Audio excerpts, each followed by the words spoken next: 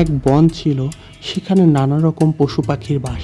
সেই বনে পশু পাখিরা খুব শান্তিতেই তাদের দিনকাল কাটাচ্ছিল। সেই বনে এক চতুর শিয়াল বাস করত। সে ছিল খুব চালাক আর বুদ্ধিমান। খাবারের জন্য প্রতিদিন নতুন নতুন কৌশল বের করত।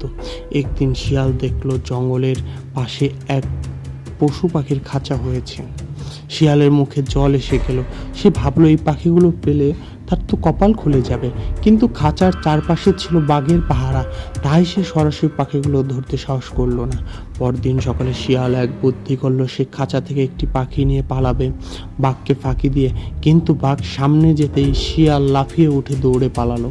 পরদিন রাতে শিয়াল আবার এলো।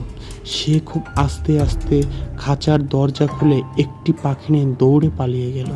এভাবে দিনের পর দিন সে প্রতিবারেই একটি কৌশলে পাখি নিয়ে যেতে লাগলো। কিন্তু একদিন গ্রামের এক বুদ্ধিমান লোক বুঝতে পারলো কিছু একটা গোলমাল আছে। সে রাতে খাঁচার কাছে লুকিয়ে থাকলো। শিয়াল আসতেই সে ফাঁদ পেতে শিয়ালকে ধরে ফেললো। শিয়াল এবার আর বাঁচতে পারলো না। অতিরিক্ত চতুরতা ও ধূর্ততা একদিন ধরা পড়েই যায়। এরকম আরও মজার মজার গল্প পেতে আমাদের চ্যানেলটি সাবস্ক্রাইব করে রাখুন এবং বেল আইকনটি চাপ দিয়ে আমাদের পাশে থাকুন।